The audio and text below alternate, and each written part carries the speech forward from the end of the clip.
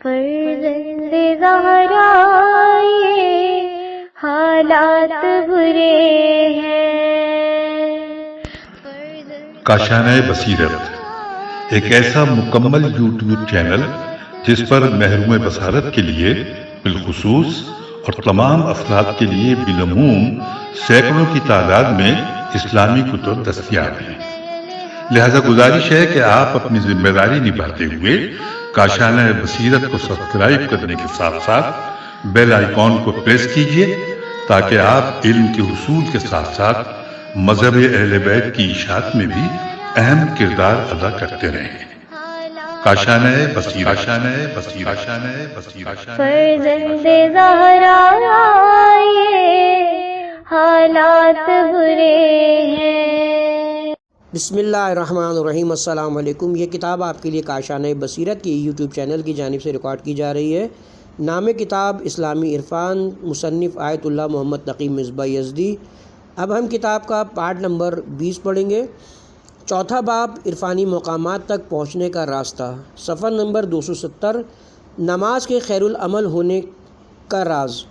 اب جب کہ بات نماز اور اس کے خیر العمل ہونے تک پہنچی ہے تو مناسب ہوگا کہ اس مسئلے کے راز کا ایک جائزہ لیا جائے۔ سچ یہ ہے کہ یہ کیسے ہو سکتا ہے کہ اتنے سارے اعمال میں سے نماز خیر العمل اور تقرب، تکامل اور فلاح کا بہترین وسیلہ بن جائے۔ اگر ہم نماز کا دوسرے بہت سارے کاموں اور عبادات سے موازنہ کریں تو ہم دیکھتے ہیں کہ نماز ان کے مقابلے میں ایک انتہائی سادہ اور آسان عمل ہے، تو پھر اس کی اہمیت ان سب سے زیادہ کیوں ہے؟ مثلاً آپ نماز کا جہاد کے ساتھ موازنہ کر کے دیکھیں کہ جہاد ایک انتہائی مشکل اور سخت کام ہے جس میں بے شمار خطرات ہوتے ہیں، بھوک، پیاس، تھکاوٹ، زخمی ہونا، بدن کے کسی حصے کا کٹ جانا یا مارا جانا کچھ بھی ہو سکتا ہے۔ اس کے مقابلے میں نماز ایک انتہائی سادہ کام ہے جس میں کچھ اذکار پڑھتے ہوئے اٹھتے بیٹھتے ہیں، لیکن اس کے باوجود نماز کو خیر العمل، افضل الاعمال کہا جاتا ہے۔ ممکن ہے کہ اچھی طرح اس مسئلے کی حقیقت کو سمجھنے سے ہم قاصر ہوں، لیکن پھر بھی ہم اپنی سمجھ کے مطابق کچھ مطالب بیان کریں گے۔ اس بات کی وضاحت کے لیے اس مسئلے پر توجہ دینا ضروری ہے کہ نماز کی حقیقت یہ کہ انسان اپنے حقیقی معبود کے سامنے سر تسلیم خم ہو جائے۔ جیسا کہ اس سے پہلے بھی ہم نے بیان کیا ہے، ہم میں سے بہت سارے لوگوں کی سب سے بڑی مشکل اور بنیادی مسئلہ یہ ہے کہ ہم خدا کے مقابلے میں اپنے لیے ایک قسم کی ربوبیت کے قائل اور خود کو صاحب اختیار سمجھتے ہیں۔ البتہ اس چیز کو ظاہری الفاظ میں بیان نہیں کرتے، لیکن حقیقت میں یہ بات مخفی اور خفیہ طور پر ہمارے وجود میں موجود ہے، اور اس کے اثرات ہم اپنے اعمال اور کردار میں بخوبی دیکھ سکتے ہیں۔ ہم اپنے آپ کو بہت کچھ سمجھتے ہیں، قدرت، ہوش اور صلاحیتوں کو اپنی دین سمجھتے ہیں، اسی طرح اپنے آپ کو مال و دولت اور جائیداد کا مالک سمجھتے ہیں، بالخصوص معاشرے میں کوئی مقام و منزلت بھی رکھتے ہوں تو پھر ہمارے اندر انانیت اور استقلال کا احساس اپنے عروج کو پہنچتا ہے۔ ہم اللہ تعالیٰ کے مقابلے میں اپنی کچھ خواہشات اور ارادوں کے قائل ہیں، یہاں تک کہ اکثر اوقات اپنی خواہشات اور ارادوں کو اللہ تعالیٰ کی خواہشات اور ارادوں پر ترجیح دیتے ہیں، جیسا کہ قرآن مجید میں ارشاد ہوتا ہے۔ کیا آپ نے اس شخص کو دیکھا ہے جس نے اپنی خواہشی کو معبود بنا لیا ہے؟ سورہ جاثیہ آیت نمبر 23۔ جی ہاں، ہم میں سے بہت سارے لوگ خدا پرستی کی بجائے خود پرستی میں مبتلا ہیں۔ ہم اللہ تعالیٰ کے آگے سر تسلیم خم ہونے کے بجائے اپنی خواہشات کے آگے سر تسلیم خم ہیں۔ چند ایک افراد کے علاوہ ہم سب میں ہوا پرستی کا کوئی نہ کوئی درجہ اور مرتبہ پایا جاتا ہے۔ قرآن مجید بھی اس بات کی تائید کرتا ہے کہ اکثر لوگوں میں شرک کا شائبہ ضرور موجود ہوتا ہے، یعنی خدا پرستی، خود پرستی دونوں ساتھ ساتھ ہوتی ہیں۔ سورہ یوسف آیت نمبر 106 میں ہے، اکثر لوگ خدا پر ایمان نہیں لاتے ہیں مگر یہ کہ اس کے ساتھ کسی چیز کو شریک قرار دیتے ہیں۔ اس مقدمے کو بیان کرنے کے بعد اب ہم کہتے ہیں کہ نماز کا بنیادی فلسفہ یہ ہے کہ ہم ایسی خود پرستی کو کنارے لگاتے ہوئے اپنے پورے وجود کے ساتھ اللہ کے سامنے تسلیم ہو جائیں اور اپنا اور دوسروں کا رخ صرف اللہ تعالیٰ کی طرف کریں۔ سورہ انعام آیت نمبر 79 میرا مکمل رخ اس خدا کی طرف ہے جس نے آسمانوں اور زمین کو پیدا کیا اور میں مشرکوں میں سے نہیں ہوں۔ جی ہاں، نماز اللہ تعالیٰ کے حضور تواضع کے ساتھ کھڑے ہونے اور اس کی بارگاہ میں اپنی پیشانی کو مٹی پر رکھتے ہوئے اس کے حضور تسلیم محض ہونے کی بہترین مشق ہے۔ نماز تمرین کا میدان ہے کہ انسان اپنا سب کچھ اور اپنی زندگی اور موت کو خدا کے لیے قرار دیتے ہوئے اس کے آگے تسلیم ہو جائے۔ سورہ انعام آیت نمبر 162۔ کہہ دیجئے کہ میری نماز، میری عبادتیں، میری زندگی، میری موت سب اللہ کے لیے ہے جو عالمین کا پالنہار ہے۔ نماز تسلیم ہونے کی مشق ہے۔ نماز اس لیے ہے کہ بندگی کی حقیقت یعنی تسلیم کی خو انسان کے اندر نمو پا سکے اور صرف زبانی سے نہیں بلکہ اپنے دل اور پورے وجود کے ساتھ کہے میرا تمام تر رخ اللہ کی طرف ہے۔ سورہ آل عمران آیت نمبر 20۔ جب انسان اپنی پوری ہستی اور خود سے متعلق سب چیزوں کو خدا کے حوالے کرتے ہوئے اس کے سامنے اعتراف کرتا ہے کہ ان میں سے کوئی ایک چیز بھی میری نہیں بلکہ یہ سب کے سب تیری ہیں اور تیری ہی اختیار میں، اس لیے ان کو تیری ہی راہ میں خرچ ہونا چاہیے، تو یہ حقیقت نماز میں مجسم ہو جاتی ہے۔ نماز انسان کے اندر اس حالت کو پروان چڑھاتی ہے۔ نماز اس لیے ہے کہ تاکہ انسان اپنے ظاہر اور باطن کو خدا کی طرف متوجہ کرے۔ یہی وجہ ہے کہ ظاہری اعتبار سے بھی نمازی کو اپنا رخ قبلے کی طرف کرنے کا حکم دیا گیا ہے۔ سورہ انعام آیت نمبر 79۔ میں خلوص اور پاک و صاف دل کے ساتھ اپنے چہرے اس کو ذات کی طرف موڑتا ہوں جس نے زمین اور آسمان کو بنایا ہے۔ بہت سی ظاہری حرکات جن میں بندگی کے رنگ و بو مکمل طور پر دیکھے جا سکتے ہیں جو نماز میں پیش کیے گئے ہیں۔ غلام کا اپنے مالک مولا کے سامنے احتراماً کھڑا ہونا، جھک کر تعظیم کرنا، مٹی پر سر رکھ کر سجدہ کرنا، اپنی حاجت طلب کرنے کے لیے ہاتھوں کو پھیلانا، قنوت اور تکبیرۃ الاحرام کہتے ہوئے تمام چیزوں کو پیٹھ پیچھے پھینک دینا۔ نماز کے اذکار اور تلاوت بھی غلام کا اپنے آقا سے حاجت طلب کرنے کے لیے ہے یا آقا کی طرف سے ملنے والی نعمتوں پر اس کا شکر اور اس کی تعریف کے لیے ہے۔ اس اعتبار سے نماز کی ظاہری کیفیت یعنی افعال اور اذکار کو کچھ اس طرح سے ترتیب دیے گئے ہیں کہ خدا کے سامنے عبودیت محض اور تسلیم کامل کا اظہار ہو سکے۔ البتہ معنوی و باطنی اور قلبی لحاظ سے نماز میں عبودیت اور زندگی اور بندگی کے رنگ و بو کیوں کر پیدا ہو یہ ایک الگ بحث ہے۔ پس نماز کو اس قدر اہمیت دینے کا راز یہ کہ نماز ایک ایسا بہترین وسیلہ ہے جس کے ذریعے ہدف خلقت یعنی انانیت کا خاتمہ کرتے ہوئے بندگی کے احساس کو منصع ظہور تک پہنچایا جا سکتا ہے۔ نماز ایک بہترین راہ اور وسیلہ ہے جس کے ذریعے انسان کے وجود سے خداوند عالم کی حقیقی مالکیت اور عبودیت جھلکتی ہے۔ اس حوالے سے کسی بھی عبادی عمل میں نماز جتنی ظرفیت نہیں پائی جاتی۔ مثلا روزہ بھی عبادات میں سے ہے لیکن اس کا تعلق صرف بعض چیزوں کے ترک کرنے سے ہے اور اس کے علاوہ اس میں کوئی ذکر ارادہ ظاہری بندگی اور خاکساری کے اظہار کا کوئی سلسلہ نہیں۔ اسی طرح دوسرے تمام عبادی اعمال ان میں سے نمازی ایک ایسی جامع عبادت ہے جو انسان کے وجود کے ظاہری اور بدنی پہلوؤں سے لے کر ذہنی، قلبی اور باطنی جہات سب کو بندگی کے قالب میں ڈھالتی ہے۔ اس لیے تمام اعمال میں سے نماز کو خیر العمل کا نام دیا گیا ہے۔ بے روح نمازیں انسان کو قرب الہی اور کمال کے اعلیٰ مدارج تک پہنچانے میں نماز کی اہمیت، کردار اور اس کے ممتاز مقام کے پیش نظر مناسب معلوم ہوتا ہے کہ یہ نماز کے حوالے سے ایک اور نقطے کی جانب اشارہ کرتا چلوں، اور وہ نقطہ اس مسئلے پر غور و فکر سے عبارت ہے کہ اگر حقیقت میں نماز بہترین عمل ہے اور انسان کے معنوی کمال میں اتنی اثر انداز ہوتی ہے تو پھر ہم اتنی ساری نمازیں پڑھنے کے باوجود اپنے اندر ان آثار کو محسوس کیوں نہیں کرتے؟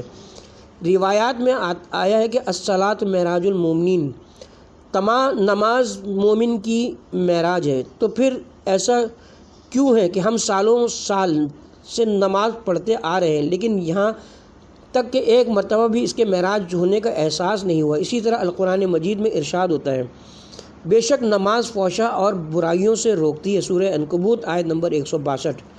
تو پھر ایسا کیوں کہ ہم ایک عرصے تک سے نماز پڑھ رہے ہیں لیکن اس کے باوجود اتنے سارے گناہوں اور برائیوں کے مرتکب ہوتے ہیں۔ اس کے علاوہ بھی قرآن مجید اور احادیث میں سینکڑوں آثار بیان ہوئے ہیں، لیکن ہم انہیں اپنے اندر محسوس نہیں کرتے۔ آخر ایسا کیوں ہے؟ اس کے جواب میں ہم کہیں گے کہ حقیقت میں یہ بات ہے کہ ہم واقعی نماز نہیں پڑھتے۔ ہم جو پڑھتے ہیں اس کی ظاہری شکل نماز جیسی ہے، اور ہم صرف نماز کی نقل اتارتے ہیں۔ نماز کے دوران جس شخص کے دماغ میں سوائے خدا اور نماز کے باقی سب کچھ ہو، اور السلام علیکم ورحمۃ اللہ وبرکاتہ کہنے کے بعد اسے یاد آ جائے کہ وہ نماز پڑھ رہا تھا، تو کیا اس نے واقعی نماز پڑھی ہے؟ ہم میں سے بہت سارے لوگ ان مسائل کو، جن پر دوسرے اوقات میں غور و فکر کی فرصت نہیں ملتی، نماز کے لیے چھوڑ دیتے ہیں تاکہ نماز کے دوران ان کا جائزہ لیا جا سکے۔ مثال کے طور پر اگر نماز مغربین کے بعد درس دینا ہو تو چونکہ مطالعے کے لیے وقت نہیں ملا ہوتا ہے، اس لیے نماز کے دورانیے کو غنیمت سمجھتے ہوئے اپنے ذہن میں مطالب کو ترتیب دیتے ہیں اور اپنے آپ کو درس کے لیے تیار کرتے ہیں۔ بہت سارے تاجر حضرات ایسے ہیں جو نماز کے دوران اپنے لین دین کے معاملات، چیک بکس اور رسیدوں کے بارے میں سوچتے رہتے ہیں۔ کیا واقعاً یہ ہم جو پڑھتے ہیں نماز ہے؟ ہم جو نمازیں پڑھتے ہیں وہ نہ صرف یہ کہ ہمیں کمال تک نہیں پہنچاتی، بلکہ ہمیں ایسی نمازیں پڑھنے سے توبہ بھی کرنی چاہیے۔ جی ہاں، ہمارے گناہ تو اپنی جگہ ہیں، مگر ہمیں ایسی عبادات اور نمازوں سے خدا کے حضور میں توبہ و استغفار کرنا چاہیے۔ امام خمینی اس مسئلے کو ایک اور انداز میں بیان فرماتے ہیں: ہمارا تمام کام نفسانی لذتوں اور پیٹ بھرنے اور جنسی خواہش کو پورا کرنے سے متعلق ہے۔ ہم شکم پرست بھی ہیں اور شہوت پرست بھی۔ جو ترک لذت کرتے ہیں وہ بھی بڑی لذتوں کے حصول کے لیے کرتے ہیں۔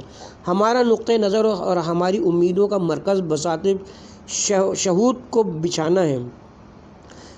نماز جو قرب الہی کی معراج ہے، ہم صرف حوروں کے لالچ میں پڑھتے ہیں، اس کا قرب الہی سے کوئی تعلق نہیں، امر الہی کی اطاعت سے مربوط نہیں، رضائے الہی سے ہزاروں فرسخ دور ہیں۔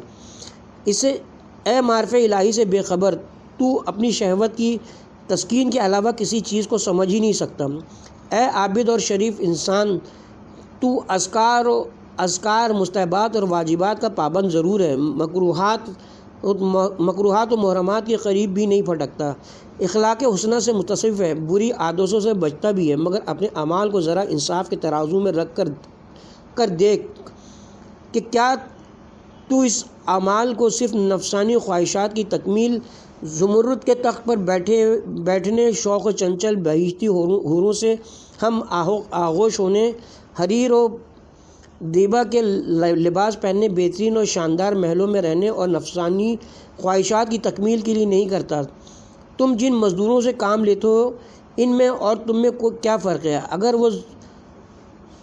اگر وہ مزدور کہنے لگے کہ ہم نے تو مالک کی خوشنودی کے لیے کام کیا ہے، تو تم بھی دوسرے تمام لوگوں کے ساتھ ان کو نہیں جھٹلاؤ گے۔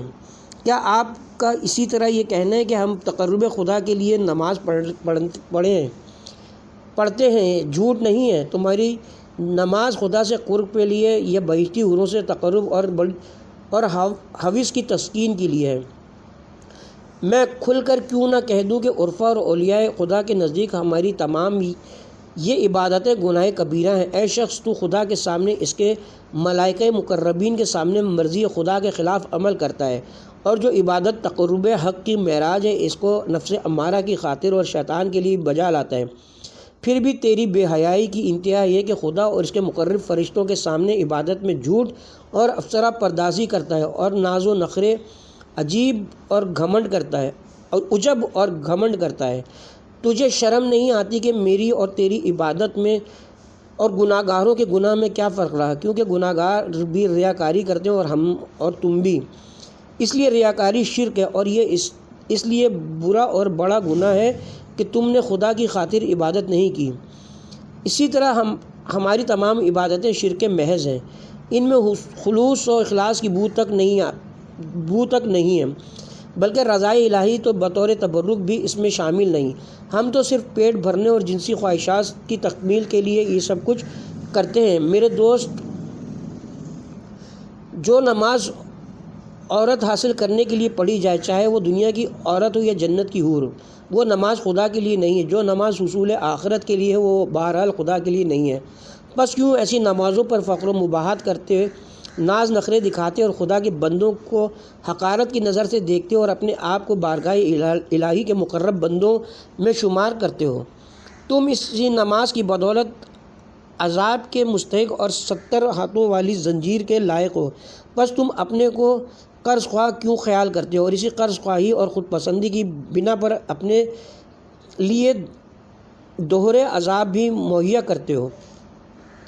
تم اپنے فرض کیے گئے اعمال کو بجا لاتے ہو اور یہ بھی پیش نظر رہے کہ یہ اعمال خدا کے لیے نہیں ہیں بلکہ جنت میں جانے کے لیے ہے، حالانکہ جنت میں جانا صرف خدا کے فضل و کرم اور رحم و مہربانی پر موقوف ہے، اور بندوں کی کمزوری کی وجہ سے خدا ان کے ایک قسم کے شرک میں تخفیف کر دیتا ہے اور اپنی رحمت و مغفرت سے اس پر پردے ڈال دیتا ہے۔ لہٰذا تم اس پردے کو چاک نہ ہونے دو اور ان گناہوں کو جن کو عبادت کہا جاتا ہے ان پر مغفرت حق کے راست کے پردے ڈال پڑے ہوئے ہیں، کم از کم اسی طرح باقی رہنے دو، ورنہ اگر یہ پردہ ہٹ گیا اور میزان عدل کے زد میں ہمارے اعمال آ گئے تو گناہ گاروں کے تباہ کن گناہوں کی بو سے کہیں زیادہ ہماری عبادتوں کی بدبو ہوگی۔ اگر کوئی شخص دوسروں کے سامنے آپ کی تعریف میں کچھ ایسے الفاظ اور کلمات ادا کرے کہ وہ خود ان کے معنی و مفہوم کو نہ جانتا ہو تو کیا آپ اسے اپنی تعریف کہیں گے یا اپنی توہین سمجھیں گے؟ اگر کوئی شخص آپ سے اپنی عقیدت اور محبت کا اظہار کرتے ہوئے کہے کہ میں آپ کا عقیدت مند ہوں، میں آپ کا ارادت مند ہوں، اور آپ اس کے دل کی کیفیت سے واقف ہو کہ اس کے ہوش و حواس ٹھکانے میں نہیں ہے اور جو کچھ وہ کہہ رہا ہے اس کے ایک الفاظ کی طرف بھی وہ متوجہ نہیں ہے، ایسے شخص کے ساتھ آپ کیا برتاؤ کریں گے؟ اگر کوئی شخص آپ سے باتیں کرتے ہوئے اپنی نگاہوں کو ادھر ادھر دائیں بائیں اوپر نیچے گھما رہا ہو تو کیا آپ اسے اپنی توہین اور بے احترامی نہیں سمجھیں گے؟ سچ بتائیں کہ ہماری عبادتیں اور نمازیں اہانت ہے یا عبادت؟ ایک روایت میں پیغمبر اکرم صلی اللہ علیہ وسلم سے یوں نقل کیا گیا ہے کہ آپ فرماتے ہیں جو اس طرح کی نمازیں پڑھتا ہے کیا وہ اس بات سے ڈرتا نہیں کہ کہیں خداوند عالم اسے گدھے کی صورت میں مسخ کر دے؟ اللہ اکبر۔ انسان جب نماز کی حالت میں اپنی زبان سے اللہ اکبر کہتا ہے اور اللہ تعالیٰ کا ہر چیز سے بڑا ہونے کی گواہی دیتا ہے، مگر اسی دوران اپنے ذہن میں کسی اور سے یا کسی چیز سے امید لگا بیٹھا ہو تو کیا اس کا یہ مطلب نہیں کہ وہ شخص یا اس چیز کو خدا سے بڑا سمجھتا ہے؟ اس صورت میں نعوذ باللہ کیا یہ خدا کا مذاق اڑانا نہیں ہے؟ اگر کوئی شخص ہماری تعریف کرنے لگتا ہے اور ہم جانتے ہیں کہ وہ یہ تعریفیں دل سے نہیں کر رہے تو کیا ہم اس عمل کو اپنا مذاق اڑانے کے علاوہ کسی اور چیز پر حمل کر سکتے ہیں؟ جو شخص زبان سے اللہ اکبر کہتا ہے اس وقت اللہ تعالیٰ دیکھتا ہے کہ دل سے اس بات کا معتقد نہیں ہے، یعنی وہ یہ تو یقین نہیں رکھتا ہے کہ خدا سب سے بڑا ہے، تو کیا اللہ تعالیٰ کو یہ حق نہیں پہنچتا کہ اسے گدھے کی صورت میں مسخ کر دے؟ ہم جب ایک عام انسان سے بھی گفتگو کر رہے ہوتے ہیں تو اپنا چہرہ دوسری طرف نہیں کرتے ہیں، تو کیا نعوذ باللہ اللہ تعالیٰ کی ایک عام انسان جتنی بھی اہمیت نہیں ہے کہ ہم نماز کی حالت میں جبکہ اللہ سے باتیں کر رہے ہوتے ہیں تو ہمارا دل سوائے خدا کے باقی ہر چیز کی طرف متوجہ ہوتا ہے؟ سچ تو یہ کہ وہ ہماری ہماری نمازوں کو نہ کہ گناہوں کو معاف فرمائیں، وہ عبادتیں جو نہ صرف یہ کہ عبادت نہ تھیں بلکہ سراسر خدا کی توہین تھیں۔ اللہ تعالیٰ قرآن مجید میں ارشاد فرماتا سورہ نساء آیت نمبر 43، اے ایمان والو خبردار نشے کی حالت میں نماز کے قریب نہ جانا جب تک یہ معلوم نہ ہو کہ تم کیا کہہ رہے ہو۔ اگر کوئی نشے کی حالت میں ہو تو اس کی باتوں کی کیا اہمیت ہو سکتی ہے؟ جو شخص نشے میں ہوتا ہے اس کا ذہن صحیح کام نہیں کرتا ہے، وہ اپنی باتوں کی طرف متوجہ نہیں ہوتا ہے، اس صورت میں وہ کچھ بھی کہہ سکتا ہے، اس لیے اس حالت میں اگر کوئی کسی کی تعریف کرے تو اس کی کوئی اہمیت نہیں ہوتی ہے اور نہ ہی کہ کوئی اس کی باتوں کو اہمیت دیتا ہے، اسی طرح اس کی دوسری باتوں کو بھی کوئی اہمیت نہیں دی جاتی۔ اب اس آیت میں اللہ سبحانہ و تعالیٰ فرماتا ہے کہ نشے کی حالت میں تمہاری باتوں کی کوئی اہمیت نہیں ہے، لہٰذا نماز نہ پڑھو اور خدا سے باتیں مت کرو۔ اگرچہ آیت میں بظاہر شراب پینے کی وجہ سے پیدا ہونے والی مستی مراد ہے، لیکن اس آیت میں جو علت بیان کی گئی ہے اس کے پیش نظر وہ تمام لوگ اس آیت کے مخاطب ہیں جو غفلت اور بے خبری میں نماز کے لیے کھڑے ہو جاتے ہیں اور بے خبری میں خدا سے باتیں کرتے ہیں۔ آیت میں مستی کی حالت میں نماز سے منع کی جو علت بیان ہوئی ہے وہ یہ کہ جب تک معلوم نہ ہو کہ تم کیا کہہ رہے ہو. اب چونکہ ایک مست انسان نہیں سمجھتا کہ وہ کیا کہہ رہا ہے، اس لیے اسے نماز کے قریب بھی نہیں جانا چاہیے. اس اعتبار سے جو لوگ نماز کی حالت میں خدا سے غافل ہوتے ہیں، جن کے ہوش و حواس کہیں اور ہوتے ہیں، وہ سب اس آیت کے ذیل میں آتے ہیں، کیونکہ وہ یہ نہیں سمجھتے کہ کیا کہہ رہے ہیں. اس بنا پر یہ جو ہم اپنی نمازوں سے کوئی استفادہ نہیں کر پاتے یا اپنے اندر کوئی معنوی تبدیلی محسوس نہیں کرتی، اس کی علت یہ کہ ہماری نمازیں جو حقیقی نمازیں نہیں ہیں. ہم بس صرف اپنی ذمہ داری نبھا رہے ہوتے ہیں. مجھ جیسے لوگوں کی نمازوں کا زیادہ سے زیادہ اثر یہ ہوگا کہ قبر اور قیامت کے دن نماز نہ پڑھنے کے مواخذے سے بچ جائیں گے، لیکن اس سے کوئی معنوی فائدہ حاصل نہیں کر سکتے. افسوس کے ساتھ کہنا پڑتا ہے کہ ہم میں سے اکثر لوگ نماز کو اس کی شایان شان اہمیت نہیں دیتے. ہم اگر کچھ زیادہ مقدس اور مومن بننا چاہیں تو اپنی قرأت اور تجوید کو ٹھیک کرنے کی کوشش کرتے ہیں اور نماز اور قرأت اور خوبصورت لحن کے ساتھ پڑھتے ہیں.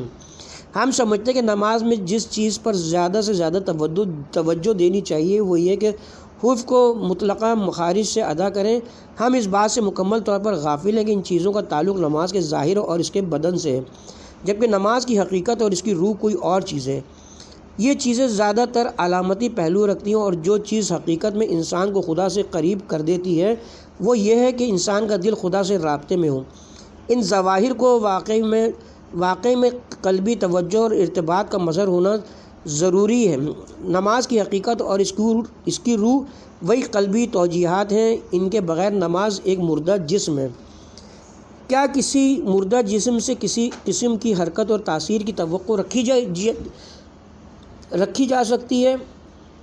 یہ گراں قیمت اور بے بدل گوہر ہمارے اختیار میں ہے، اور افسوس یہ کہ ہم آرام سے اس کے قریب سے گزرتے ہیں اور اسے کوئی خاص اہمیت نہیں دیتے. بہت سارے لوگ جب سیر و سلوک کا راستہ طے کرنا چاہتے ہیں تو دربدر ہوتے ہوئے کسی ایسے شخص کی تلاش میں نکلتے ہیں. اسے کوئی خفیہ اور راز کی بات بتاتے یہ کسی بات کی تعلیم دے. کیا اگر اس راہ میں نماز سے مہم تر کوئی اور چیز ہوتی تو خدا اسے اپنے بندوں کو بتانے میں بخل کیوں کرتا؟ وہ خدا جس نے قرآن مجید کو ہدی للناس اور اپنے رسول کو رحمت للعالمین قرار دیا ہے اور اپنے عزیز ترین بندوں کو لوگوں کی ہدایت کے لیے بھیجا ہے، اس نے انسان کی ہدایت، سعادت اور کمال تک پہنچنے کے اسرار نہیں بتائے تاکہ کوئی اور پیغمبر اکرم صلی اللہ علیہ وسلم اور ائمہ معصومین علیہم السلام کے علاوہ آ کر انہیں خفیہ طور پر بعض مخصوص لوگوں کو تعلیم دے سکیں. اگر انسان کے روحانی اور معنوی تکامل میں نماز سے زیادہ بہتر اور مؤثر کوئی چیز ہوتی تو اللہ تعالیٰ یقیناً قرآن مجید میں اس کی زیادہ تاکید فرماتے ہیں. اگر نماز سے بھی مؤثر کوئی اور چیز ہوتی تو انبیاء اور اولیاء سے زیادہ اہمیت دیتے ہیں. کیوں امیر المومنین امام علی علیہ السلام نے دوسرے تمام کاموں اور عبادات میں سے صرف نماز کو منتخب کیا اور دن رات میں 1000 رکعت نماز پڑھتے تھے؟ نماز جو بظاہر کچھ حرکات اور الفاظ کی تکرار سے زیادہ کچھ نہیں، مگر ہر روز اور وہ بھی 1000 رکعتیں. امیر المومنین علیہ السلام کی زندگی میں اس سے کیا پیغام لیا جا سکتا ہے؟ کیوں آپ اس بات کے پابند ہیں کہ ہر صورت میں 1000 رکعت نماز پڑھنی ہے، یہاں تک کہ چلتے پھرتے ہوئے، ہل چلاتے ہوئے، کنویں سے پانی نکالتے ہوئے بھی نوافل ادا کرتے اور قرآن کی تلاوت کرتے تھے. ہم جانتے ہیں کہ مستحب نمازوں میں واجب نمازوں کی بہت ساری شرطیں ضروری نہیں ہوتی ہیں، مثلا قبلہ رخ ہونا، بدن کا نہ ہلنا، رکوع میں جانا، سجدے میں جانا اور بہت ساری چیزیں ضروری نہیں. اس لحاظ سے انسان کسی بھی حالت میں مستحب نماز پڑھ سکتا ہے. شاید امیر المومنین علیہ السلام روزانہ جو 1000 رکعت نماز پڑھتے تھے ان میں سے بہت ساری نمازیں اس طرح پڑھتے تھے. میں نے خود کئی بزرگ علماء کو اس طرح نماز پڑھتے ہوئے دیکھا ہے. یہ مسئلہ گزشتہ زمانوں میں زیادہ رائج تھا کیونکہ اس دور میں آج کے جیسے آمد و رفت کے ذرائع نہ تھے، لہٰذا راستوں میں بڑا وقت لگتا تھا اور علماء اور بزرگان موقع سے استفادہ کرتے ہوئے مستحب نمازیں پڑھتے تھے. اللہ کی رحمت و ہمارے استاد علامہ سید محمد حسین طباطبائی پر کبھی کبھار جب ہم ان کے ہمراہ کسی جلسے میں شرکت کے لیے کہیں جا رہے ہوتے تھے تو میں دیکھتا تھا کہ وہ راستے میں مستحب نمازیں پڑھنے میں مصروف ہوتے تھے. اسی طرح مرحوم حاج شیخ غلام رضا فقیہ خراسانی، جن کا شمار ہمارے شہر کے جید علماء میں ہوتا تھا، اکثر اوقات اپنے گھر سے مسجد یا کہیں اور جا رہے ہوتے تھے تو راستے میں نماز میں مشغول ہوتے تھے. خلاصہ کلام یہ کہ ہم نماز کی اہمیت سے آگاہ نہیں ہیں، ورنہ نماز سے بہتر کوئی اور چیز نہیں جو انسان کو خدا سے قریب کر سکے۔ ہماری نمازوں کا مسئلہ یہ ہے کہ وہ حقیقی نمازیں ہی نہیں ہیں۔ اگر حقیقی معنوں میں نماز پڑھیں تو ہم دیکھیں گے کہ اس سے ہمارے دنیاوی زندگی اور معنوی اور روحانی تکامل میں کیا اثرات مرتب ہو سکتے ہیں۔ اللہ تعالیٰ سے دعا کرتے ہیں ہم سب کو ایسی نماز پڑھنے کی توفیق عنایت فرمائے۔ خود سازی کا عملی پروگرام۔ ہم اس باب کو خود سازی کے ایک عملی پروگرام پر مختصر گفتگو کے ساتھ ختم کرتے ہیں۔ یہ پروگرام کچھ مثبت اور بعض منفی نکات پر مشتمل ہے۔ اس پروگرام کے اہم ترین مثبت موارد درج ذیل ہیں۔ نمبر 1، عبادات، بالخصوص واجب نمازوں کو اول وقت میں حضور قلب اور مکمل خلوص کے ساتھ ادا کیجیے۔ سورہ مومنون آیت نمبر 1-2۔ یقیناً صاحب ایمان کامیاب ہو گئے جو اپنی نمازوں میں گڑ گڑانے والے ہیں۔ کوشش کیجیے دن اور رات میں سے ایک وقت کو خدا کی طرف دلی توجہ کے لیے مخصوص کیجیے اور اس کے لیے ایک مناسب زمان و مکان کا انتخاب کر لیجیے۔ سورہ اعراف آیت نمبر 205۔ اور خدا کو اپنے دل میں تذریع اور خوف کے ساتھ یاد کرو، اور قول کے اعتبار سے بھی اسے کم بلند آواز سے صبح و شام یاد کرو، اور خبردار غافلوں میں سے نہ ہو جاؤ۔ اس بات میں کوئی شک نہیں کہ بعض روزمرہ کی عادتیں فطری رجحانات کو بیدار کرنے کا مؤثر ترین عامل ہوتی ہیں، اور یہاں تک کہ ایک لذت سے مانوس ہو جانے کے بعد انسان اس سے بڑی دوسری لذت سے چشم پوشی کرتا ہے۔ انسان کی بعض لذتوں سے مانوس ہونا جس طرح کبھی اس کے لیے نقصان کا باعث بن سکتا ہے، اسی طرح وہ اس کے لیے مفید اور نجات بخش بھی ثابت ہو سکتا ہے۔ تو پھر کیا ہی اچھا ہوگا کہ ہم نیک اور اچھے کاموں سے مانوس ہو جائیں تاکہ کبھی کسی وجہ سے انہیں انجام نہ دے سکیں تو اپنے اندر ناخوشگواری اور نقصان کا احساس کر سکیں۔ مثلاً اگر کوئی شخص نماز تہجد سے مانوس ہو اور اگر اتفاق سے کسی رات اس کی نماز تہجد قضا ہو جائے تو اس کی روح کو صدمہ پہنچتا ہے اور وہ یہ احساس کرنے لگتا ہے کہ اس نے ایک بہت بڑا سرمایہ کھو دیا ہے۔ تمام لذتوں سے سب سے اعلیٰ ترین اور برتر لذت دل کا خدا سے مانوس ہونے اور خدا سے مناجات اور راز و نیاز کی لذت ہے، جو قلبی توجہ اور مسلسل انجام دینے سے حاصل ہوتی ہے۔ خدا کا مسلسل ذکر جہاں انسان کے دل میں خدا سے انس کی لذت پیدا کرتا ہے، وہاں اس کے دل کو دوسری لذتوں سے لاپرواہ کرنے کا باعث بھی ہوتا ہے۔ اسی طرح ہمیں ان تمام چیزوں سے مانوس ہونے میں غفلت نہیں کرنی چاہیے جو خدا سے مربوط ہیں، جیسے حج، جو زیارات سے مشرف ہونا، علماء کی زیارت اور ان کے ساتھ نشست و برخاست وغیرہ۔ یہ وہ چیزیں جو اللہ تعالیٰ سے انس میں اضافے کا باعث بنتی ہیں۔ نمبر 2، خدا کی راہ میں انفاق اور ایثار کو فراموش مت کیجیے۔ یقیناً انفاق، ایثار اور اپنے پسندیدہ محبوب اور ضرورت کی چیز کسی ضرورت مند کو بخش دینا مادی لذتوں سے اپنے دل ہٹانے، اسے پاک و صاف رکھنے اور دنیاوی آلودگیوں سے محفوظ رکھنے کا بہترین طریقہ ہے، جیسا کہ قرآن مجید میں ارشاد الہی ہوتا ہے۔ سورہ حشر آیت نمبر 9۔ اور جسے بھی اس کے نفس کی حرص سے بچا لیا گیا وہی لوگ نجات پانے والے ہیں۔ اسی طرح سورہ آل عمران آیت نمبر 92 میں ارشاد فرماتا ہے اللہ تعالیٰ، تم ہرگز نیکی تک نہیں پہنچ پاؤ گے جب تک اپنی پسندیدہ چیزوں میں سے انفاق نہیں کرو گے۔ ایک اور مقام پر قابل غور تعبیر کے ساتھ ارشاد فرمایا، سورہ توبہ آیت نمبر 103، ان کے اموال میں سے صدقہ لے لیجئے تاکہ اس کے ذریعے یہ پاک ہو جائیں۔ اللہ تعالیٰ یہ نہیں فرماتا کہ ان سے زکوٰۃ لیجئے کہ ان کا مال پاک ہو جائے، یعنی اگر فقراء و مساکین اور دوسروں کا کوئی مال یا کوئی غصبی چیز اس میں شامل ہے تو وہ اس سے نکل جائے گا اور اسے پاک کر دے گا، بلکہ ارشاد ہوتا ہے کہ ان لوگوں سے زکوٰۃ لو تاکہ وہ خود پاک ہو جائیں۔ شاید اس گفتگو کا بنیادی نقطہ یہ ہو کہ چونکہ دنیا اور مال دنیا سے دل لگانے سے انسان کا دل آلودہ اور بیمار ہو جاتا ہے اور صدقہ و زکوٰۃ سے دنیا کے ساتھ دل لگی میں کمی آ جاتی ہے، جس کے نتیجے میں مال کے ساتھ ساتھ اس کی روح بھی پاک ہو جاتی ہے۔ البتہ یہ توجیہ زکوٰۃ کی وجہ تسمیہ یعنی مال کے پاک ہونے سے کوئی منافات نہیں رکھتی ہے، بلکہ یہ دونوں قابل جمع ہیں۔ اس بات کو نظر انداز کرنا چاہیے کہ نماز اور انفاق ایک دوسرے کے اثرات کی تکمیل کرتے ہیں، اور شاید یہی وجہ ہے کہ قرآن مجید کے اکثر مقامات پر ان دونوں کا ایک ساتھ تذکرہ ہوا ہے، جیسا کہ ان میں سے ایک مقام پر حضرت عیسیٰ علیہ السلام کی زبانی یوں آیا ہے، بابرکت قرار دیا ہے بابرکت قرار دیا ہے، میں جہاں بھی رہوں اور جب تک زندہ ہوں نماز اور زکوٰۃ کا حکم دیا ہے۔